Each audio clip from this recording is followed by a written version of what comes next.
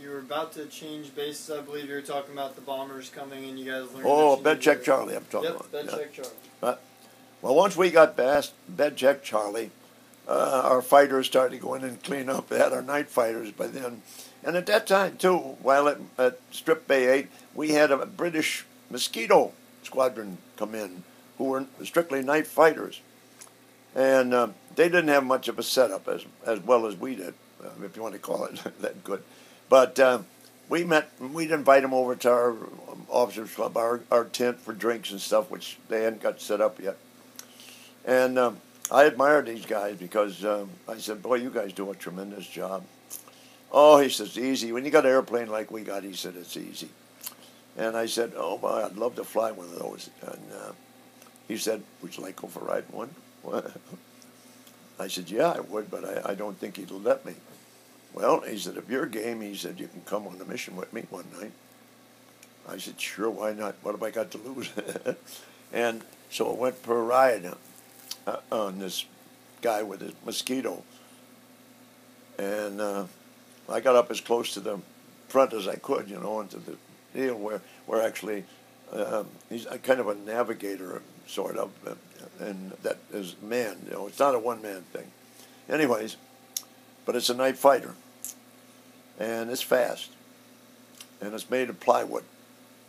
The whole airplane was made of plywood except the engines. And anyways, he would go take off and stay down as low as he could. I mean, low as he could. And this was hilly country where we were stationed. And he'd flying up and down around these hills like it was nothing, And I'm ahead of him. I couldn't see what he was really, how he was doing this. And so he said, oh, you have earphones and you're talking between each other and everything. And I said, hey, how do you do this? I think his name was Ian. Ian, I said, how the hell do you maneuver when you don't know you're going to run into one of these hills? Oh, he says, our newest radar is terrific. And I said, it is? He said, yeah. He said, it tells us, it tells us within 25 feet of the ground when we're there. And I said, well, you're going to have to show me that one because that's terrific. And he would on this mission. He got down to where, tree level height he would get. And what he'd do is be looking for any kind of action. And especially if anybody lit up a cigarette or something, he'd circle around and start bombing and firing, he didn't much have too many bombs, but he had a lot of firepower. And he'd go in there and strafe like mad and come around, wait for any more lights, and go around and look for another spot. And then he finally, after an hour and a half, he'd swing around and come back. And he'd get a lot of flack because, they could see him, but it was luckily after he went by, they'd get the flak. You could see the flak coming up. I don't think any of them hit it that night, but that was so scary. I decided, no more of that stuff for me. Bad enough what we have to do during the day. And that comes up later on because I didn't want to be in a night fighter outfit, period. Well, anyways, we had a good relationship with the Englishmen and everything. And just as an aside, after the war was over, and matter of fact, it was the 50th anniversary of D-Day, where some of us, there was 5 of us from the group, from the 405th Fighter Group that went there, plus 1 Englishman. One of the guys from that Mosquito Squadron showed up that flew from the base there, and at that time we were celebrating their giving us a monument to our group, our fighter group there. But getting back, anyways, to where I was, if I can remember where we were, but we did many things out of A8, Picoville, especially in backing up the Patton group. We followed and did everything Patton wanted us to do. And we got so close to him, we'd do his missions for him or whatever he needed help. Oh, my such and such 103rd Infantry needs trouble in so-and-so area. And you go by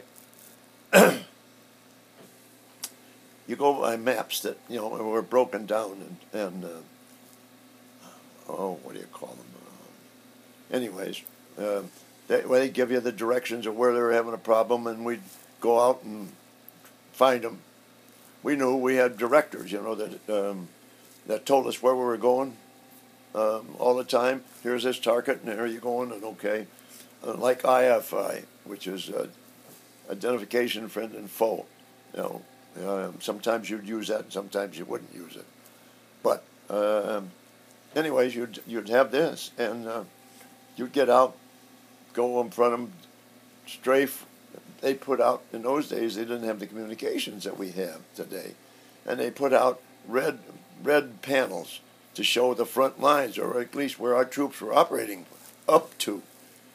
And many times, you know, unfortunately, by the time we got there from a call, they'd advanced beyond these red, we call them cerise panels. And what we'd do sometimes is we'd shoot them up and bomb our own troops. By strictly accident, you know. But that was, unfortunately, I think that happened 3 times to us. And we didn't find out this till later on, thank God, because you know, this just broke us up terrible to think that we were killing our own guys, and we did.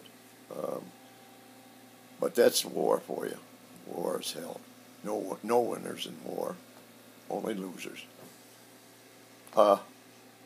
Anyways, because of the need, as old Patton was pushing faster and faster, and we were having to support him all the time, and he got so used to it, he'd call through his authorities, you know, and have us, request us to go out and do his mission for him, is clean up this. Okay, our tanks are having a problem here. Would you go out and see what you can do? Okay, we'd go out. They ended up calling us Patton's Air Cavalry. After that, we were known for the rest of the war as Patton's Air Cavalry. And anyways, we did all this from A8, Strip A8. And finally, I think it was September, we got transferred to a new base because they were making their pushes forward all the time. It was at St. Mary-Glise, they called it. It was the base that the Germans had been using to train their fighters, or their pilots, in 262s, their jets, which we didn't even know about at that time.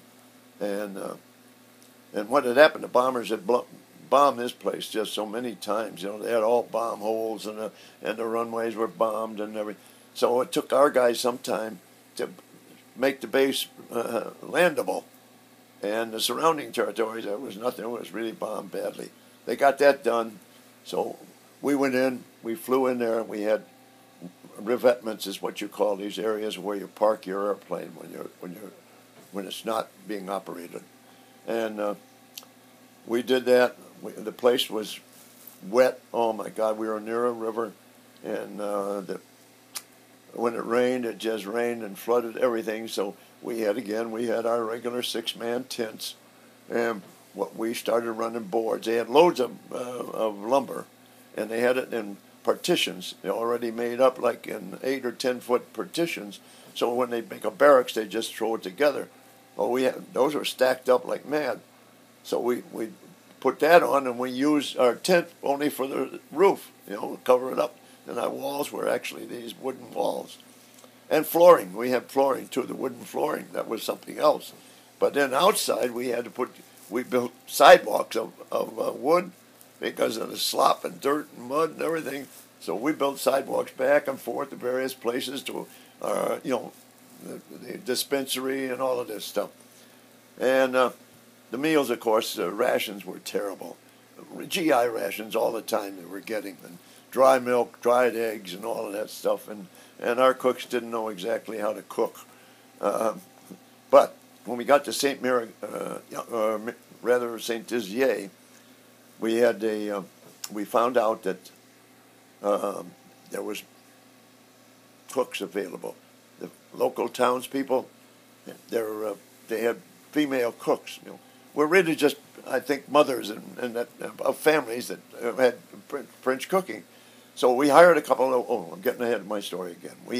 What we did, we got together, and all of us. All of our guys just got together. We took these partitions, the wooden partitions, and we made an officers' club out of the wood.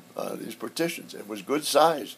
I would say this must have been 60 by 100 feet. You know, put up a roof that we had one guy, or some of the guys that were a mason, for instance. We had a mason. We had a guy that was in the lumber business, built houses before, so they made trusses for the roof that we had for this thing, and it was pretty good. They put wooden planks, but we didn't have anything that we put tar paper over them, and that seemed to work pretty good. And we built a bar in there. We built a fireplace in there. It was cozy. And then we hired the cooks. We hired this woman to come in and cook. And man, oh man, from then on, we just ate like kings.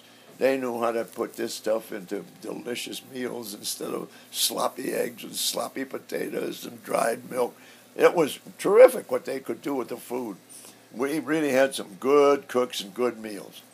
And we had entertainment. Would stop by, and we'd go to some USO shows or whatever was available.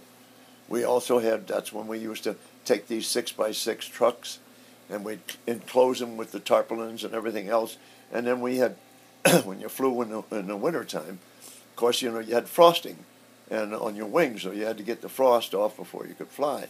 So we had blowers, huge blowers with like intake or output like that big, and you'd get that, and we'd hook that up to they were mounted, these blowers, the heaters, and we'd hook that up to a 6x6, and then we'd go and get the nurses that were available, and we'd all put them in that nice warm truck to bring them back and forth to our parties that we'd have. Another item about St. Mary-Glees was when Patton went through, they captured the town of St. Mary-Glees, of course, and the Germans, this was their probably top-notch base, one of them, because these 262s being trained there. And they had a beautiful officers' club. They had taken over a building in town and made it into they had a wine cellar that was full of champagne and wine and everything. Upstairs was the bar room and the recreation room that they played ping pong and pool, and upstairs was 20 bedrooms. And Patton said, I want this reserved for the 405th Fighter Group, and I want 2 MPs stationed at this until the group can take over. And that's what they did. And they waited there until we took over. We enjoyed that tremendously. We'd be able to go to town and be like totally away from war altogether. Well, while at St. Mary-Glees, too, various pilots were selected for, excuse me, forward observer. Forward observers were FOs, they call them. They were pilots that they took and